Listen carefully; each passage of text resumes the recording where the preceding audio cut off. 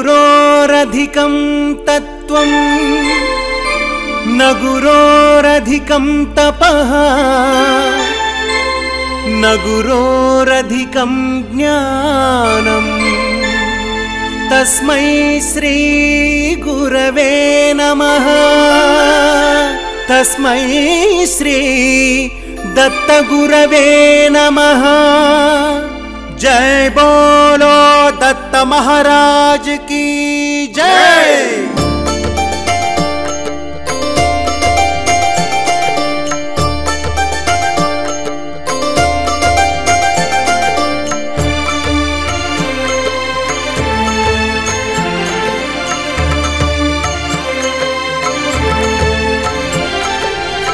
विनरो भाग्यमु दत्त कथा मन गुरुवितडे दत्तुडेगा। विनरो भाग्यमु दत्त कथा मन गुरुवितडे दत्तुडेगा। विनरो भाग्यमु दत्त कथा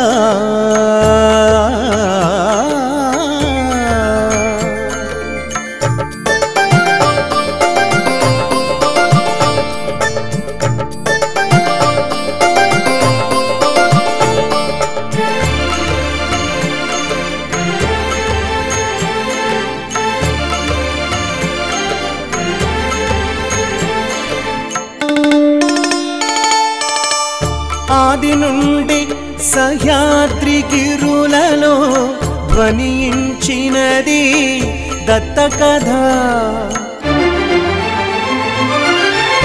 ఆది నుండి సహ్యాద్రి గిరులలో ధ్వనించినది దత్త కథ।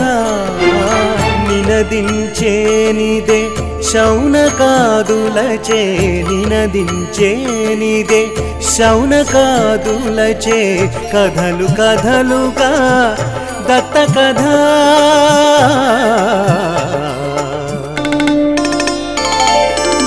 వినరో భాగ్యము దత్త కథ మన గురువితడే దత్తుడేగా।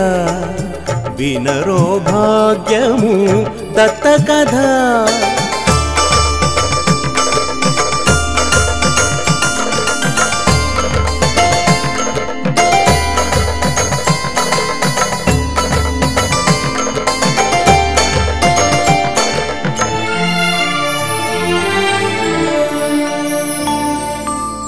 ఆది గురువు అనసూయ వరదుడై ప్రభవించనులే ఈలపై।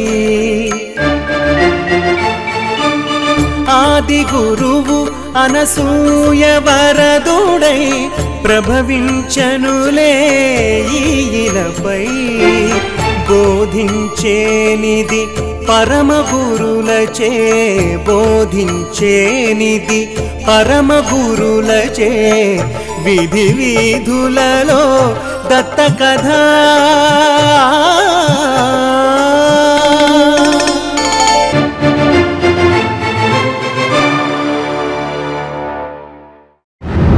పరితర సాధ్యమైన తపశక్తి సంపత్తితో అభవుని మెప్పించి మేము నేర్చిన మృత సంజీవిని విద్యను తస్కరించి దేవతలను కాపాడుటకై కచుడు పన్నిన పన్నాగం నీ వెరుగునిదా? ఎందరో దానవ వీరుల ప్రాణత్యాగాలతో సిద్ధించిన ఐరావతాన్ని, దివ్యశక్తులను, అమోఘ మహిమాన్వితములైన కల్పవృక్షాన్ని, రంభాది అప్సరసలను, తుదకు దేవగోవు సురభిని కూడా దేవతలే హస్తగతం చేసుకున్నారు కాని దానవులకు సగభాగం పంచి ఇచ్చినారా? లేదే. కోరకనే కొండంత వరాలిచ్చే కులదైవం, దానవ కులగురు తిలకం, భార్గవాన్వయ వంశదీపం నా ముందు సాక్షాత్కరించడం నా జన్మ జన్మల సుకృతం।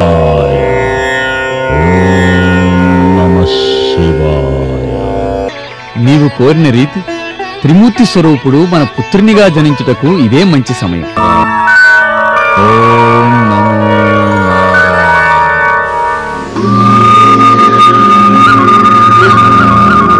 త్రిమూర్తి స్వరూపుడై త్రిగుణాత్మకుడై త్రిమూర్తులచే దత్తతగా వెంచబడిన అత్రి అనసూయ పుత్రునకు దత్తుడు అని నామకరణం గావించుచున్నాడు।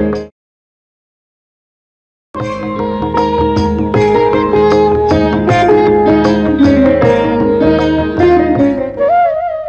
మహర్షి కఠోర తపస్సుతో దత్తం గావించుకున్న ఈ బాలుడు అత్రి వంశానికే వన్నె తెస్తూ దత్తాత్రేయుడుగా చిరకీర్తి పొందగలడు. పూర్వాపరాలను సందర్భాలను అనుసరించి అగ్రజుడు అత్రి అనసూయానందనుడికి తగిన నామధేయాన్నే సూచించారు. మరెందుల కాలస్యం? జామాత అత్రి, ఆ దివ్య నామధేయాన్ని నీవే స్వయంగా లిఖించి బాలునికి నామకరణం కావించు.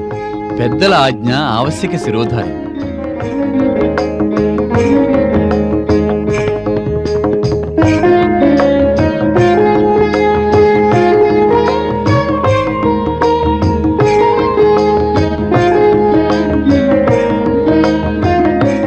దత్తాత్రేయుడు.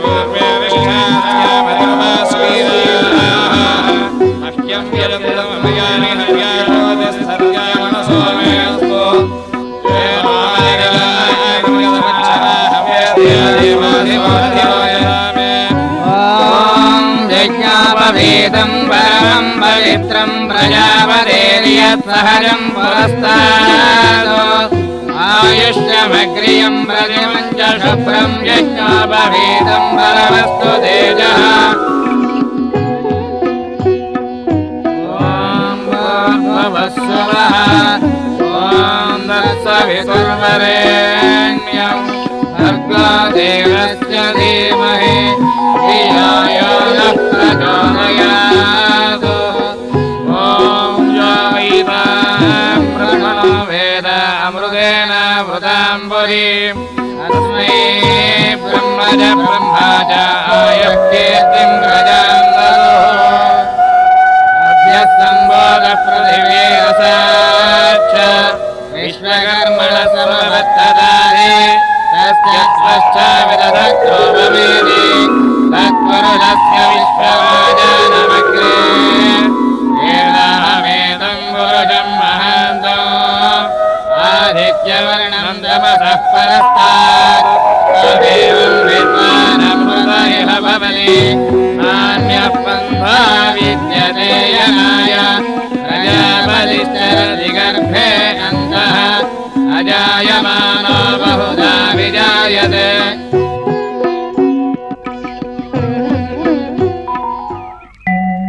కుమారా దత్త, ఉపనయన విధి ముగిసిన నీవు నేటి నుండి బ్రహ్మస్వరూపిణి, వేదమాత, చతుర్దశ బోను సృష్టికి ఆద్యురాలు అయిన గాయత్రీమాతను ఆరాధించవలసి ఉంది.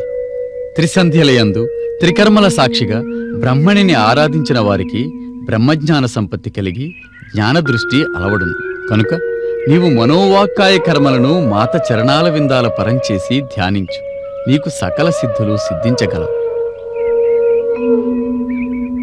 గురుదేవా, నాదొక చిన్న సందేహం. సందేహం చిన్నదైనా పెద్దదైనా తీర్చుకోవలసిందే. అడుగు నాయనా. గురుదేవా, ఉపనయనానికి అర్థం తెలుసుకోవాలన్నదే నా సందేహం. చక్కటి ప్రశ్న వేశావు నాయన. ఉపనయనం అన్న అర్థం జ్ఞాననేత్రం, మూడవ కన్ను. నరజన్మలన్నింటిలోనూ బ్రాహ్మణ జన్మ ఉత్తమమని వేదాలు ఘోషిస్తున్నాయి, ఉపనిషత్తులు సూచిస్తున్నాయి. బ్రహ్మ సృష్టిలోని చాతుర్వర్ణ వ్యవస్థలో సర్వులు సమానులే అయినా ఉపనయనాది జాతక కర్మలు ఒక్క విప్రులకు తప్ప అన్యులకు లేవు. వైశ్య క్షత్రియులకు ఉపనయనం ఉన్నా సూటిగా ఆచరించవలసిన నియమ నిబంధనలు వారికి లేవు. కాని బ్రాహ్మణ జన్మ అట్లు కాదు. బ్రహ్మజ్ఞానం లేనివాడు బ్రాహ్మణుడు కాజాలడు. ఈ జపకారణాన సహృదయత, సచ్చీలత, సత్ప్రవర్తన అలవడగలదు. స్వామి, తమరన్నది యథార్థమే అయినా ఇది మాబోటి సామాన్యులకే కాని మాన్యుడు త్రిమూర్తి స్వరూపుడైన దత్తుని విషయాన ఎంతవరకు సమంజసమో తమరే వివరించాలి. ఎంతటి దైవాంశ సంభూతుడైన సాక్షాత్ పరబ్రహ్మయే ఈ భూమిపై అవతరించిన మానవ ధర్మాలు, అలవాట్లు, ఆచారాలను అనుసరించక తప్పదు. భగవంతుడు ఆచరించిన నాడే భక్తుడు అనుసరిస్తాడు. జగతికి జ్ఞానమార్గాన్ని సూచించడానికే భగవంతుడు అవతారధారణ కావిస్తూ ఉంటాడు. అట్టి భగవంతుడు అహంకారంతో చరించి అపమార్గాన్ని అనుసరించిన సృష్టి పెడత్రోవన పట్టగలదు. దత్తుడు భగవద్దత్తుడే అయినా మానవుడు, మనుష్య ధర్మాన్ని నిర్వహించవచ్చినవాడు కనుక అతనికి ఈ నిత్య విధులు తప్పవు. స్వామి, సృష్టిలో సర్వులు ఒకటైనప్పుడు అందరికీ ఉపనయనం, వేదపారాయణం ఉండవలసిందే కదా? సర్వులు గాయత్రీ మంత్ర జపంతో ముక్కు మూసుకుని చెట్టు చేమలను ఆశ్రయించిన దుక్కుదిన్నువారెవరు? పంటలు పండించువారెవరు? వర్తక వ్యాపారాదులు చేయువారెవరు? రాజ్యపాలన కొనసాగించువారెవరు? ఈ ప్రశ్నలకు సమాధానంగానే చతురాననుడు సృష్టిని ఆ విధంగా విభజించినాడు. వేద విధులు ధర్మ పరిరక్షణార్థాలే కాని వేరు కావు. మనస్సును అన్యం తలంపక గాయత్రీనామ జపబద్ధుడవై నీ విధి నువ్వు నిర్వర్తించు. ఆపై సర్వము జగన్మాతే చూడగలదు. శుభం భూయాత్. ఓం నమో నారాయణ.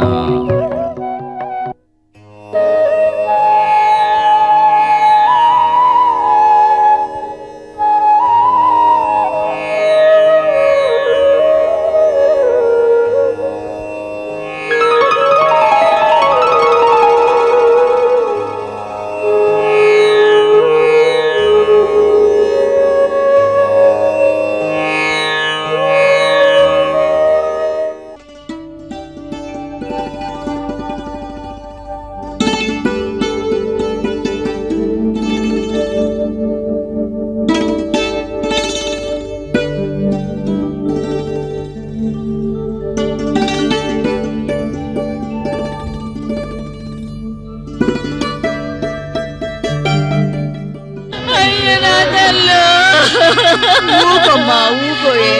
ఎంత ఏడితే మాత్రం పోయిన పని తిరిగి వస్తుందా చెప్పమ్మా. ఆ దేవుడు మనకు అన్యాయం చేసినాడే. ఊకోమ్మా, ఊకోమ్మా.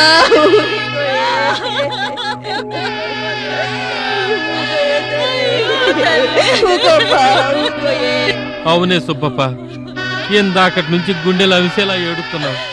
కంటికి మింటికి ఏకదారిగా ఏడిసినంత మాత్రాన పోయిన పిల్ల తిరిగి వస్తుందా చెప్పు? నా మాటనవే, కన్న తల్లివి నువ్వే ఇలా బెంబేలెత్తిపోతే ఎలా? నా మాటని జరగాల్సిన పనులు చూడవే. ఎలా గుండెరాయి చేసుకోండ్రా. ఊకగానొక్క పిల్ల, చేతికొచ్చిన పిల్ల, నా పేడాలని దీని మీద ఎట్టుకుని బతుకుతున్నాను రా దేవుడా. దీన్ని కూడా తీసుకుపోయావా దేవుడా? నేనట్టా బతకన్రా. ఊరుకోవే సుబ్బప్ప, ఊరుకోవే. నా మాటనవే సుబ్బప్ప, ఊరుకోవే, ఊరుకో. ఏం జరిగింది? ఏం జరిగింది బాబు? మీరు వెళ్ళండి బాబు. వెళ్తాను గాని ఆ పిల్లల నేల మీద ఎందుకు పడుకుంది? నోట్లో నుంచి ఆ నొరగలేంటి? ఏం చెప్పంటారు బాబు? పక్క గ్రామానికి పాలెట్టుకెళ్తుంటే పావు కలిసింది బాబు. 5-6 పావు నన్నైనా కలిసింది కాదురా దేవుడు. నా బిడ్డ తీసుకెళ్ళిపోయింది, నేనెట్టా బతకాలిరా దేవుడా? అంటే పాము ఖర్చు ఆ పిల్ల చనిపోయిందా? తమరేంటి బాబు పరాస్కాలు ఆడుతున్నారు? పావు కరిస్తే ఎవరైనా బతుకుంటారా బాబు? ఇప్పుడు దాకా కాళ్ళు చేతులు కొట్టుకుని ఇప్పుడే ఆ తల్లి ఒళ్ళో కన్ను మూసింది బాబు. దాన్ని చచ్చిపోవటం గాక ఏమంటారు బాబు? ఏమో, నాకు ఆ పిల్ల చనిపోయినట్టు అనిపించడం లేదే, నిద్ర నటిస్తున్నట్టు అనిపిస్తుంది. చాలండి బాబు, చూడబోతే పెద్దోరు పిల్లల్లా ఉన్నారు. ఎకసెకలు సాలించి వెళ్ళిపోండి బాబు. ఒకవేళ నేను పిలిస్తే ఆ పిల్ల నిద్రలేస్తుందేమో. ఊరుకోండి సాములు, ఇప్పటిదాకా నెత్తి నోరు కొట్టుకుని ఏడుతుంటే లేవని పిల్ల తమరు పిలిస్తే లేతుందా? శాస్త్రాలు చదువుకున్నోళ్ళు మమ్మల్ని ఆట పట్టించడం తప్పు కదా బాబు. తప్పు అవునో కాదో మీకే తెలుస్తుంది. బాబు వద్దు బాబు, అంటుకోబాకండి. తమరేమో బేపనోళ్ళు, మేము సూత్ర పొల్లం. అందులోను శవాల్ని ముట్టుకుంటే తమరు వాడి మైలేపోద్ది బాబు. అంటుకోబాకండి బాబు. మడి మైల దేహానికి గాని ఆత్మకు కావుగా. ఆత్మావై సర్వభూతాని, భగవంతుడు ఆత్మరూపంలో సకల చరాచరాల్లోనూ ఉంటాడు. నీలోను నాలోను, వీచే గాలిలోను, పూచే పువ్వులోను, ఈ చెట్టులోను, ఆ చేమలోను, ఓ ఒక్కటేమిటి సర్వత్రా నిండి ఉన్నాడు. నిన్ను తాకిన గాలి నన్ను తాకితే మైలపడిపోతుందా? గాలికి, నీటికి, అగ్నికి, ఆకాశానికి, దరిద్రికి లేని మడి మనకెందుకు చెప్పు? శబ్ద స్పర్శ రూపరస గంధాత్మికం దేహం. ఇవన్నీ మీకు చెప్పినా తెలియవులే.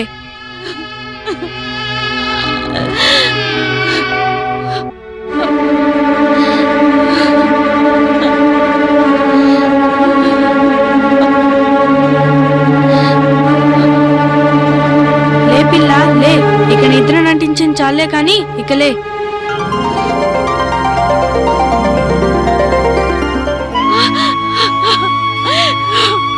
తల్లి, అమ్మా,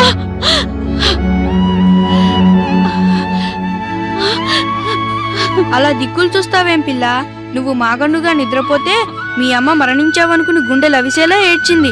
ఏమమ్మా, ఇప్పటికైనా నా మాట నమ్ముతావా? నా మాట సత్యమని, నేను చెప్పేది యథార్థమని? లే నా అబ్బే, నా తల్లి. అయ్య బాబాయ్ మన్నించండి స్వామి, తమరు మహిమ తెలియక మాతో ఎటకారాలు ఆడుతున్నారు అనుకున్నాం. జ్ఞానం లేనోళ్ళ స్వామి, మన్నించండి బాబు, మన్నించండి. పెద్దదానివి, తల్లి లాంటి దానివి, ఆశీర్వదించాల్సిన చేతులతో నమస్కరించకూడదు. నీ కూతురు తిరిగి బ్రతికిందిగా, నీకు ఆనందమేగా. ఇక శుభంగా వెళ్ళిరండి. ఓలమ్మోలమ్మో, ఎంత సల్లం తండ్రివి బాబు. ఏ అమ్మ కన్ను పెట్టవు, ఈ అమ్మ కన్నులు తుడిసినవు. నువ్వు సల్లంగా ఉండాలి బాబు. నిష్కల మనస్కులైన మీ దీవెనే నాకు ఆ జగజ్జనని దీవెనతో సమానం. నన్ను దత్తుడు అంటారు. అనసూయ మాత కుమారుణ్ణి. ఇక్కడికి దగ్గరలోనే మా తండ్రి వారైన అత్రి మహర్షుల వారి ఆశ్రమం ఉంది. కష్టాలు కన్నీళ్లు అందరికీ ఒక్కటే. నాకు మడి మైళ్ళ, కుల వివక్షణ, ఆచార అనాచారాలు లేవు. మీకేదైనా కష్టం వస్తే నా దగ్గరకు రండి. నాకు చేతనైనంత సాయం నేను చేస్తాను. లేదా దత్తాన్ని పిలవండి చాలు, పలుకుతాను. ఇక నాకు సెలవిప్పిస్తారా తల్లులు? అయ్య బాబు, అయ్య బాబు, ఎంత మాట అన్నారు స్వామి. మా తోలులిసి తమలకు చెప్పులు కుట్టించిన మా రుణం తీరదు బాబు. అమ్మా, స్వాములూరికి దండం పెట్టమ్మా. పెట్టమ్మా. దత్త స్వాములూరికి, దత్త స్వాములూరికి, దత్త స్వాములూరికి, దత్త స్వాములూరికి, దత్త స్వాములూరికి.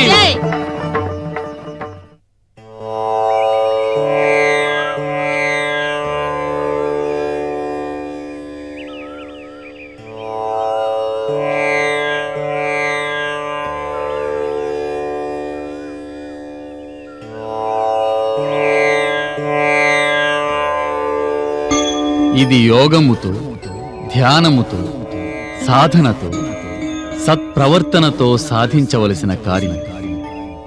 సకల చరాచరాలలోనూ చేతన అచేతనాలలోనూ అణువు మొదలు బ్రహ్మాండం వరకు, గోచరం మొదలు అగోచరం వరకు విస్తరించి ఉన్న ఆత్మల సముదాయమే పరబ్రహ్మ స్వరూపం. శతసహస్ర సూర్యకోటి సమప్రభా భాసమానమై ఆద్యంతాలు లేక వెలుగొందే పరబ్రహ్మ నుండి జనించి మిణుగురు పురుగుల వలె ఆ వెలుగు చుట్టూ పరిభ్రమిస్తూ అనేక యోనులయందు జన్మించి మరణించే ప్రాణికోటి బ్రహ్మజ్ఞాన సంపత్తితోనే ఆ పరబ్రహ్మను చేరగలుగుతుంది. ఇది సర్వులకు లభించు ఫలం కాదు, సర్వులు ఆచరించే మార్గమూ కాదు. ఎవడైతే తోటి ప్రాణిని తన ప్రాణాలతో సమానంగా భావించగలుగుతాడో, ఎవడైతే తోటి దేహంలో ఆత్మను గుర్తించగలుగుతాడో వాడికి ఉచ్చ నీచాలు, తారతమ్యాలు, కులమత భేదాలు, వర్ణ వివక్షతలు ఉండవు.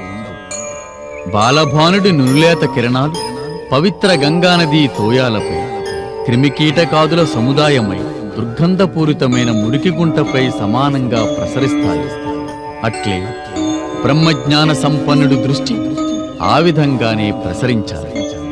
సామజాన్ని, కుక్కను సమానంగా చూడగలిగిన వాడే బ్రహ్మజ్ఞాని. అట్టి బ్రహ్మజ్ఞాన సంపత్తికై నీవు తపమాచరించాలి. ఉపనయనాది జాతక కర్మలు ముగిసిన నీకు ఇది తగిన సమయం. తల్లిదండ్రుల ఆనతిని గైకొని మనోవాక్కాయ కర్మలను త్రిమూర్తుల పరంచేసి కఠోర బ్రహ్మచర్య దీక్షా పరతంత్రుడవై అన్యమందు మనసు లగ్నం చేయక తపమాచరించు. నీకు, నిన్ను పుత్రినిగా పడిసిన మాకు, ఈ జగతికి అది ప్రయోజనకారి కాగలదు. సకల సన్మంగళాని భవంతు. శిశువులకు తొలి గురువులు తల్లిదండ్రులే. గురుతుల్యులైన తల్లిదండ్రుల ఆజ్ఞను పాటించడం తక్షణ కర్తవ్యం. తమ ఆజ్ఞ శిరసా వహించి అనసూయమాత దీవెనలొంది బ్రహ్మచర్య దీక్షను పాటించి తపస్సుకు ఉపక్రమిస్తాను.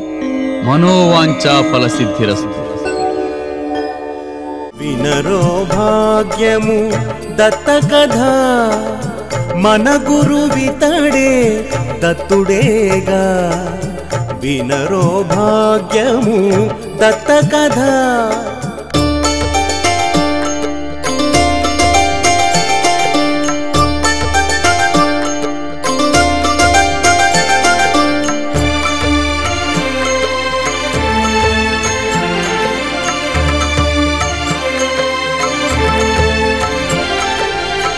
అనఘాదేవి వల్లభుడితడు, శ్రీపాదునిగా వెలసినవాడు.